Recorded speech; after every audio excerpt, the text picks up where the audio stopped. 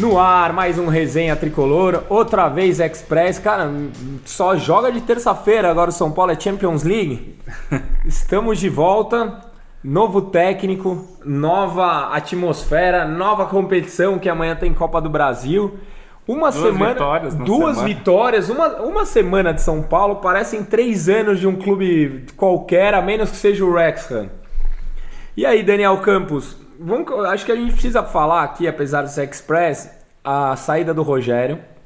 Aí a gente fala sobre São Paulo e América e fala sobre São Paulo e Ituano. Começa pelo Rogério. Bom, acho que tem algumas coisas, né? A primeira é a demissão depois de uma vitória num jogo sofrido que veio... Jogo horroroso, né? Um jogo muito ruim.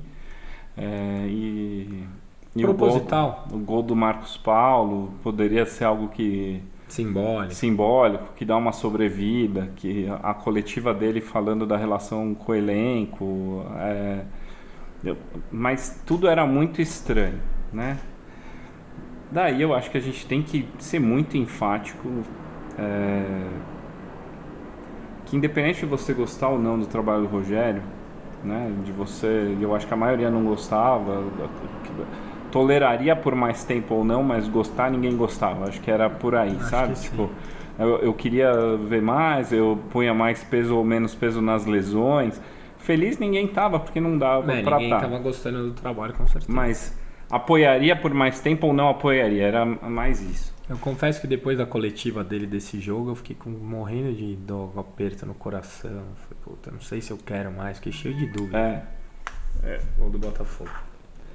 E, cara, me doeu muito, muito mesmo, pela relação que eu tenho com o escudo.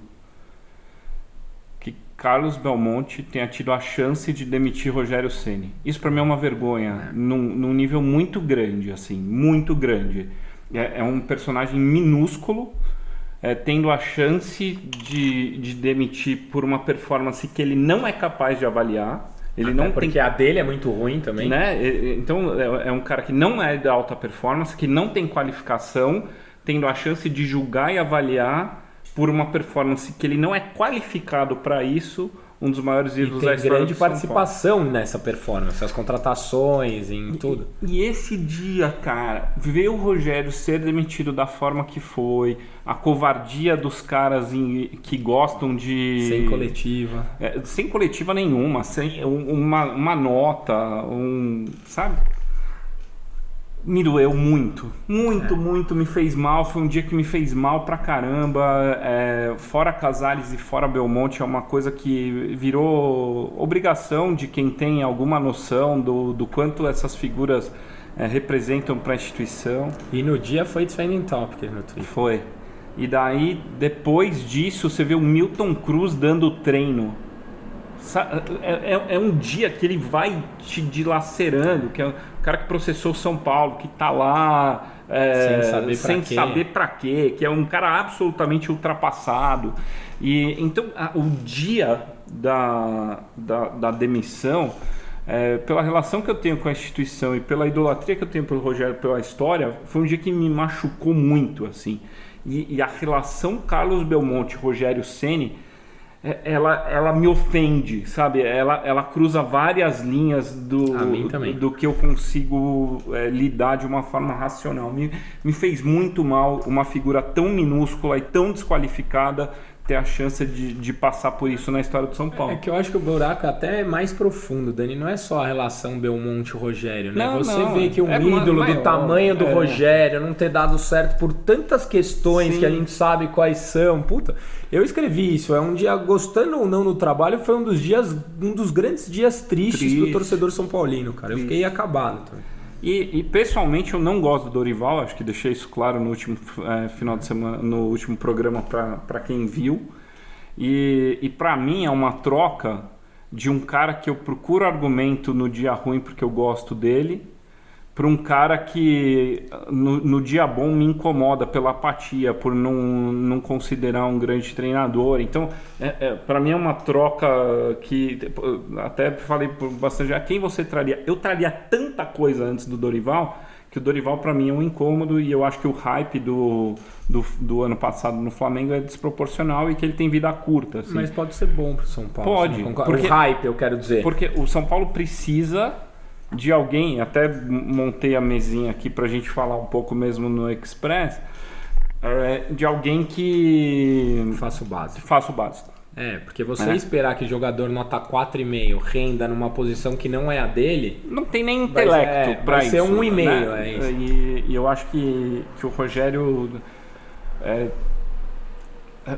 Tem duas coisas assim. O Rogério tinha um lado muito bom de uma cobrança de desempenho e de subir a régua num elenco onde a régua é muito baixa. Então eu troco um cara exigente por um cara mais conivente e ao mesmo tempo o Rogério ele é muito autoral. Ele quer assinar muito. Exato. E daí ter alguém que não vai querer assinar e vai fazer o básico. Então eu tenho um cara que é mais conivente que vai fazer o básico versus um cara que é mais exigente que queria assinar muito no contexto atual do São Paulo. Você e com a qualidade das peças na mão da cobrança? Porque eu vejo muita gente, jogador é mimado. Puta, acho que em qualquer ambiente de trabalho, cara, a gente tá falando aqui da qualificação de 50% do elenco. A gente fez esse exercício. Isso.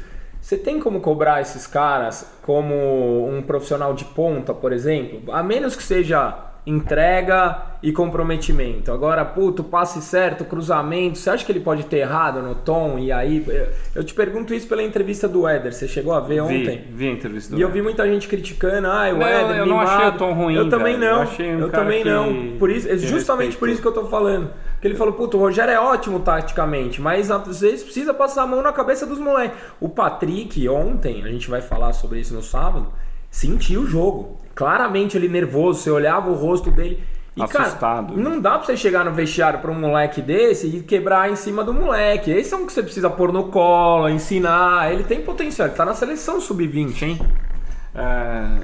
Acho que tem 3 coisas que a gente precisa colocar.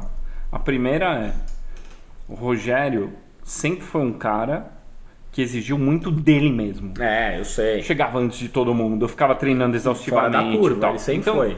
Se ele cobra todo mundo pela régua dele, a régua dele não é a média alta, pelo contrário, é quase doentia, sabe? Então, e outra, ele é único, não teve outro Rogério. E eu acho que muitas vezes ele fica tentando ir para um mundo que é utópico. Segunda coisa tem 3, 4 meses de direito atrasado. Também. Se você não pondera a incompetência da gestão e você vira um filtro, entendeu? Você fala assim, cara, eu tenho o grupo, tenho o treinador, tem a gestão. Tem as lesões, tem... A lesão era o meu terceiro ponto. Então, eu tenho vencimento e eu tenho a quantidade de lesão. Tá? Então, eu tenho a régua Rogério, eu tenho a questão dos vencimentos e da incompetência generalizada da gestão. Então, você tem em cima de você uma camada podre que você precisa blindar e trazer esses caras para um profissionalismo que você acredita que não vai vir do seu chefe. Seu chefe é o Belmonte, sabe? É o que a gente acabou de falar. E ele cobrava publicamente. Dizem que é por isso que ele caiu, né? É um cara que começou a incomodar, um cara que começou a expor a incompetência, um cara que deixou de jogar o jogo. E o Rogério por muito tempo foi escudo, até o dia que demitiram o Rogério foi o melhor escudo. E o terceiro é a lesão. Então, no momento em que você perde 11, 12, 9 peças de um elenco e ele encurta, se você mantém a intensidade da pressão aqui, você vai estourar mais gente. Que pode ser o que aconteceu. Então, são 3 fatores que eu acho que cabe ponderação, tipo a régua Rogério, o quanto ele deveria ser filtro de uma gestão incompetente que não faz o básico de remunerar em dia o atleta e a quantidade de lesões que por incompetência da estrutura ou por azar, porque foram várias lesões crônicas ou até por exigência dele. Sim, a calibragem me parece exagerada. Eu concordo com você. E eu acho que talvez por isso o Dorival possa ser bom. Não, eu acho que ele tem vida curta. Eu não acho que a gente terá o Dorival em 2024. Eu não acho isso. Mas a gente tendo um campeonato brasileiro não desesperador, já para mim já valeu a pena. Porque tudo se desenhava para um brasileiro. Se desenha ainda, né? Não passou. Com uma vitória não apaga tudo. Se desenha para um brasileiro desesperador. Mesmo a vitória, né? Porque se você viu o jogo no estádio, eu vi o jogo em casa. Foi aniversário do meu afilhado, eu não consegui ir pro estádio. 3-0 não foi que foi o jogo. Não, pelo contrário. Eu tenho um amigo mesmo que torce pro América. Eu falei, putz, não foi. Eu até falei, o América jogou bem, cara. Cara, o São Paulo tomou 20 ataques. O Rafael fez 4 defesas muito difíceis. E teve o gol do Marcos Paulo no finalzinho e tal. Mas quando você pega o fator sorte, que já é algo positivo, já foi muito positivo, porque quantas vezes a gente veio aqui e falou, contra a gente todo mundo vira o Neuer. É verdade. Dessa vez o Neuer estava do nosso lado. Pela segunda vez já, hein? Acho que tem mérito, tem sorte. Aquela do Aloysio que bate na perna e sobe. Segundo meu pai, não foi na perna. Não é possível. Passou embaixo. Ele falou, ou ele tirou de saco ou tirou de bunda. Porque não dá pra... Em algum lugar bateu e subiu. Ele falou bem bunda aqui, dos nossos milhões de telespectadores. Então tem o fator sorte. Acho que... Você até fiz um texto ontem falando do Caleri que eu usei a sua fala como escada, porque ela para mim foi muito representativa. O jogo do Dorival mostrou quem corria pelo São Paulo e quem... Claro. E isso em campo, Dani, ficou assim... No estádio deve ter sido escancarado. Pior. Você consegue ver escancarado, o carrinho voltando, preenchendo espaço. Fala, cara, não são os mesmos jogadores de terça. E não deu tempo do Dorival em um treino organizar isso, sabe? Então assim, acho que tem algumas coisas que são tristes até para a instituição, porque o corpo mole ficou evidente. Ficou.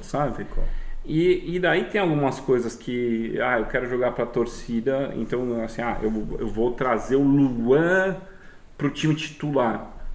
Cara, o Luan mostrou... Não funcionou, né? Não, o Luan mostrou no esquema do Dorival por que ele não jogava com o Rogério. Ali.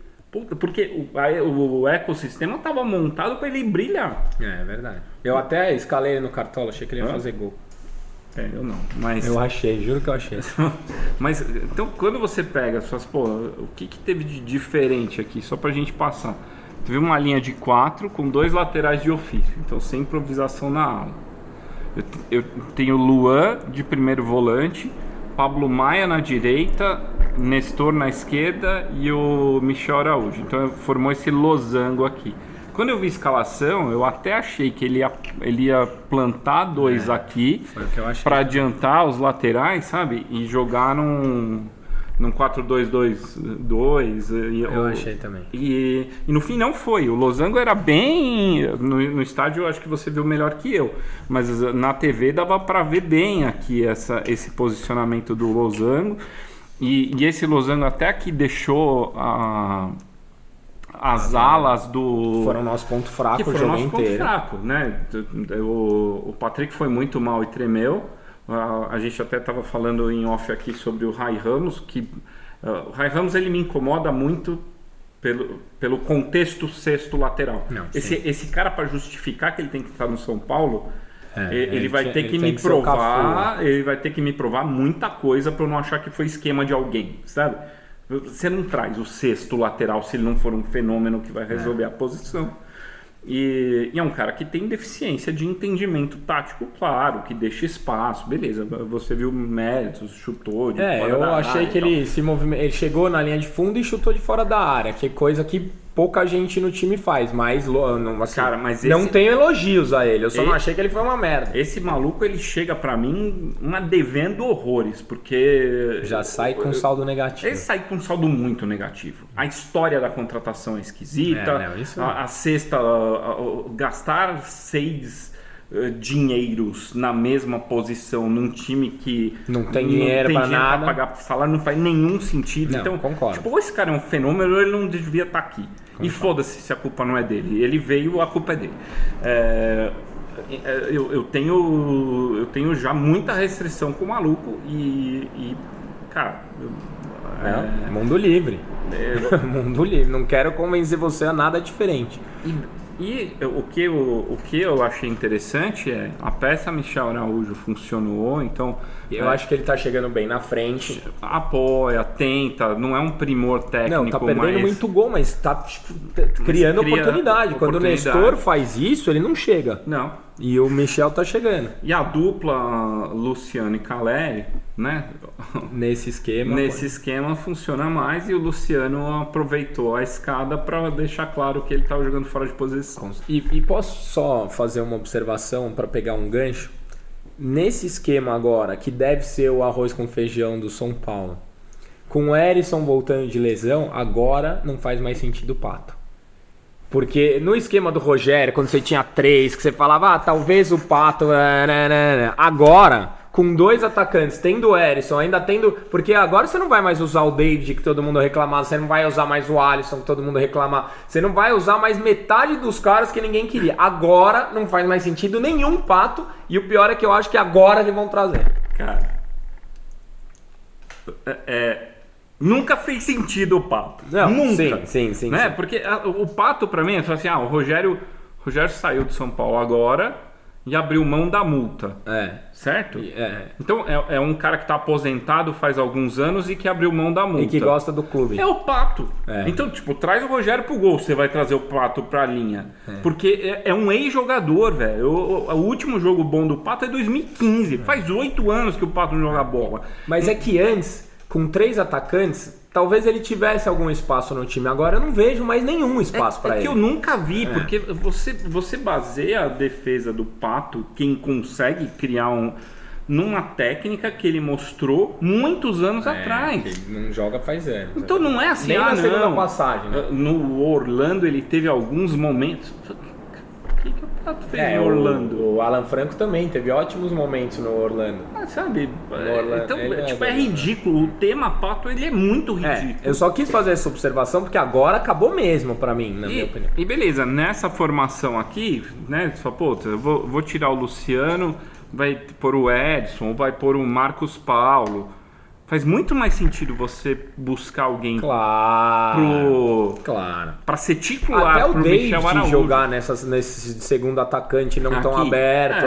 O Luciano tá fora. Se o Caleri não jogar, você põe o Luciano de centroavante e um David fazendo o papel. Isso aí sim. Porque a grande questão aqui pra mim lateral direito eu tenho 6 malucos.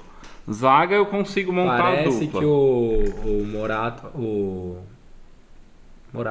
tá voltando. O Morato? O Morato não, o lateral direito. Moreira, sim. Voltou foi pra transição hoje, né? Daí, lateral esquerda, eu tenho o menino que é um garotinho, tem o Wellington machucado e tem o Caio Paulista, que é uma improvisação que vai acabar dominando a posição, né? Eu não acho que o menino vai seguir titular. Daí volante aqui eu consigo montar com Gabriel, Luan, Pablo Maia e Mendes, uma dupla usando 4 peças que ok. O Nestor acaba sendo uma opção titular absoluto. E aqui... Vão xingar a gente, mas não é por nossa escolha. Não, é o que tem. E aqui eu não tenho... Quem é o reserva? Não tem. Marcos Paulo, talvez. Talvez, mas que não é tanto a dele. O Marcos Paulo é mais essa posição aqui do que essa. Sim, sem dúvida. O Rogério empacotou o Marcos Paulo aqui e era o argumento que ele usava para não dar espaço para o Marcos Paulo. O Marcos Paulo não entrou de meia. Não. Né? Então, a meia aqui, o cara criativo que dá o passe, é a peça que a gente não tem. Se a gente fosse... Né, é possível que ele comece a usar o Rato aqui. Né? Também faz sentido, é verdade, o Rato faz sentido. Que ou você põe um dos volantes pra cá. Mas eu acho que o gargalo aqui dele é o segundo volante, então, né? Porque ninguém faz direito esse papel do segundo volante.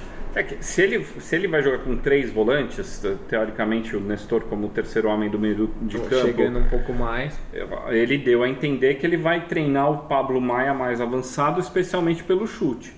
E de primeira você colocaria quem? Eu achei que o Gabriel Neves entrou bem. Cara, o Gabriel Neves é uma coisa engraçada, porque quando o Gabriel Neves teve sequência, ele foi bem. Ele demora para engrenar e quando engrena ele vira uma peça muito útil. É que esse tempo dele demora para engrenar... já quer a cabeça. E ele patina também, não é? Claro. Então, se você faz, o Gabriel Neves toma conta da primeira volância, essa vaga aqui é disputada pelo Pablo Maia, pelo Mendes, pelo Luan, pelo Rato, pelo... e na verdade essa aqui também, né? Essa aqui também, porque todos podem ser primeiro volante também. Aqui você fica nesse... E aqui mais pra frente é onde tá o nó. Que você tem muito pouca qualidade técnica para essa aproximação aqui. E daí o cara, que é o Araújo, que fica na tentativa e erro. Tenta bastante e erra pra caramba. Porque não é um cara... E cruzamento também, porque a gente tem 2 caras que são bons finalizadores, mas a gente não acerta um cruzamento, é brincadeira, né? É brincadeira. E qualquer que sejam os laterais do São Paulo, o cruzamento é uma piada. Esse é o desenho inicial aí, cara. E Dani, mantém esse time pra pegar o Ituano daqui a pouco? Ituano, o Raí não pode jogar porque era do Ituano. Rafinha e pronto. Rafinha vai jogar, né? Daí... Talvez a gente tome menos bola nas costas do que tomou, né? Talvez. Rafinha. Eu não confio no Rafinha, que você ainda põe o Rafinha nos caras bons. O Rafinha, pra mim, ele... Não ponho mais em bom. Acho. Na semana passada você pôs aí. Pôs. Então eu acho ele ótimo. Então, não acho. Eu até te mandei, o programa já ficou mesmo. velho. Foi mesmo. O Luciano tá nos caras bons, o Rafinha tá nos bons. Mas daí aqui na frente eu não sei muito. Eu tentaria o Neves de titular pelo desempenho do Luan. O Luan acho que deve ser reserva amanhã, inclusive. Deve ser. Não sei. Então, vai, beleza. Eu começaria com o Caio Paulista, que eu já deixei ali. Eu também. Daí o Neves aqui, Pablo Maia aqui. Eu acho que ele treinou com Neves e Pablo Maia. Porque... Mas eu iria de Neves e Mendes. Neves e Mendes? Apesar que eu acho que o Pablo Maia tem um bom chute de fora da área. O São Paulo precisa chutar um pouco mais, né? Era um time que não chutava. Cara, nesse esquema do Losango, eu iria de Neves, Nestor, Rato e Araújo. Mas aí não fica muito desprotegido, Dani? Com 2 zagueiros, 2 laterais que a gente... Cara, mas você lembra como joga o Ituano? Ele joga recuado, né? É um time que joga por uma bola. Joga por uma bola. Então você não vai ficar sendo atacar. O América é um time que ataca bastante. E atacou bem. Eu fiquei impressionado como o América era organizado. Bem treinado e tal. Pra mim não é o Ituano. Então eu tô pensando no jogo de faz sentido, de amanhã. Faz sentido, analisando o adversário. De hoje é porra. Hoje, daqui a pouco. Eu não vou ter um time me atacando na qualidade do América que me deixava exposto. E esse cara ele pode tentar levar para os pênaltis porque é o grande contra o pequeno. A obrigação da Copa do Brasil é nossa. Em casa. Né?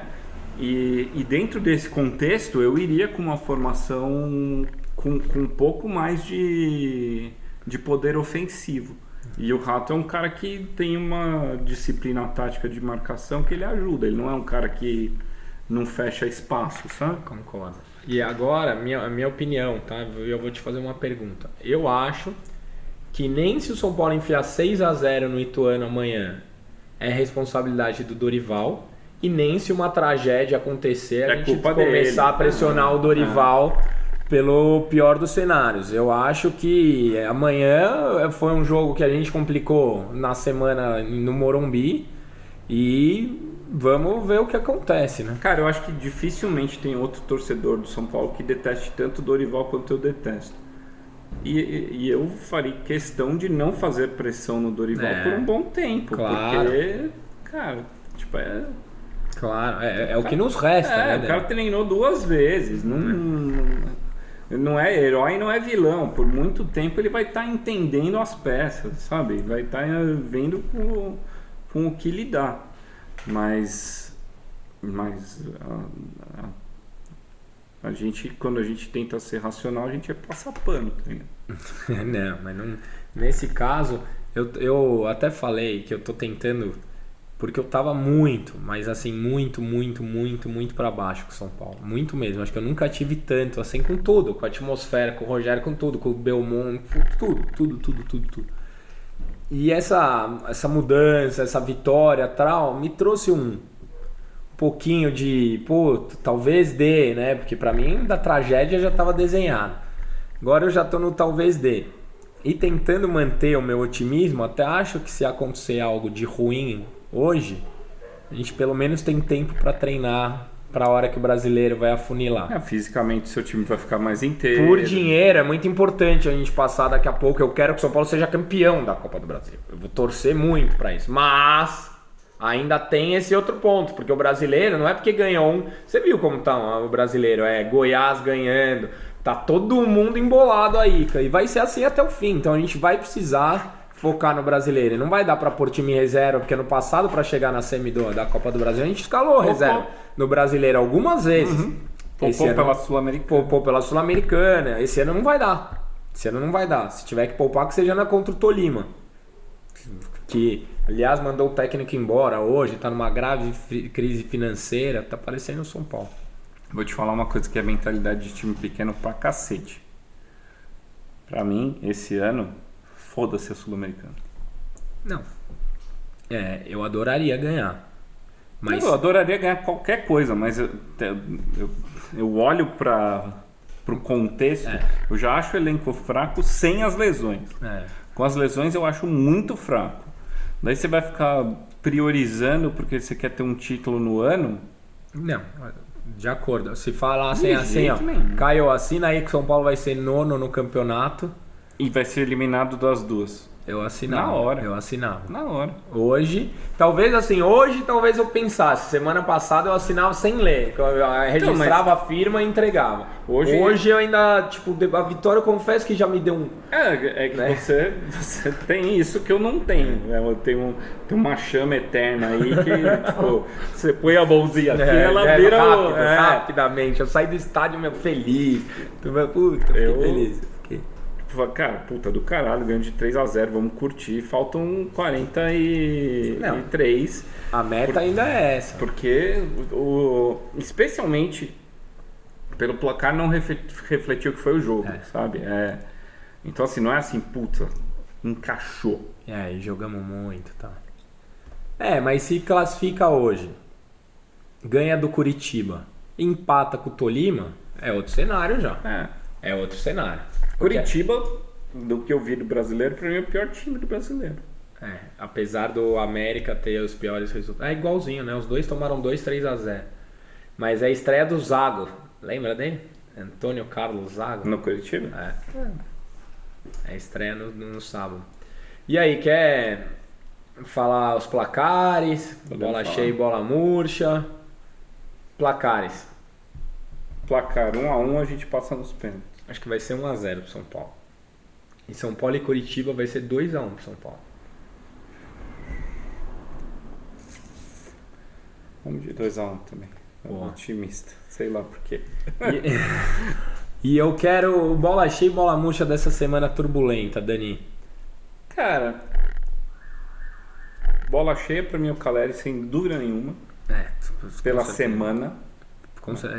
Íntegro, né, cara? O cara... O Caleri mudou o jogo do meio da semana. O São Paulo ganhou de 2-0. Ele entrou bem. Ele entrou lutando, fez o pivô. Né? Golaço. E ontem de novo, eu acho que tem a postura, as declarações, a forma de se posicionar sobre o Rogério, a forma de se posicionar sobre o São Paulo. Então, o bola cheia é esse. E bola murcha, cara, eu nunca vi uma gestão tão covarde. Foi ridículo. Quanto essa. Foi de desesperador, né, Dani? Você vê nas mãos de quem a gente tá, é muito triste, cara. Assim, foi covardia. A nota, o sumiço, o enredo da demissão. Se fosse um treinador profissional qualquer, teria sido ridículo. Sendo o Rogério, é pior ainda. É pior ainda. Então, assim, fui sapatear amadorismo na cara de todo mundo de uma forma muito vergonhosa. E até agora não falaram. E a maior prova disso é a coletiva do Dorival. Se ele tá orgulhosinho, ele puxa o microfone, ele quer aparecer, ele sabe que a máscara caiu. E ele tá procurando narrativa para tentar se reconstruir, mas ele não tem. E o Belmonte, então, nem isso tem. Porque parece que tá incomodado com o Fora Belmonte. Então vocês... Cara, quanto mais incomodado, mais fora Belmonte. Porque ele tem que estar fora. É desqualificado, não tinha que estar lá. Ele não tinha que ter tido a chance de ocupar essa cadeira. Ao ocupar essa cadeira, o trabalho é ridículo e ele teve a chance de demitir de uma forma absurda um dos maiores ídolos da história. Então, bola murcha para a diretoria em geral? Tudo, abnegado, toda essa palhaçada que comanda. Tô com você. E vocês aí, comentem aqui embaixo, mais um Resenha Express. Semana que vem é feriado. Feriado, segunda, né? E na outra, cenário novo, hein? Cenário novo. Mas semana que vem a gente grava algum dia, não? Não sei. Quando que é o jogo, a gente sabe? A gente vê. Provavelmente a gente não vai gravar, porque a gente é assim. A gente fala, a gente vai se falando aí. Quer mandar beijo e abraço pra alguém, Dani? Quero mandar pro Zig, meu afilhado. Quantos anos? 4 anos fez. Boa. São Paulino? Não. Bom. Pra ele. Não, mas tipo, eu respeito o pai, tá ligado? Eu também. Eu não deixo vir falar com o meu e não falo com o de ninguém, porque a relação pai e filho... Eu quero mais que a relação pai e filho exista do que ele torça pro meu time, que eu acho que é egoísta demais, por mais que... Eu tô com você. Então... A menos que me abra, pode ser quem o tio quiser. Não gosto. Daí vem que o tio leva, mas... Eu sou assim também. Mas aí não. E acho que é isso, cara, pro Zig. Também, então. Especialzinho pra ele. Então, um beijo do Magro. Até a próxima semana. E valeu.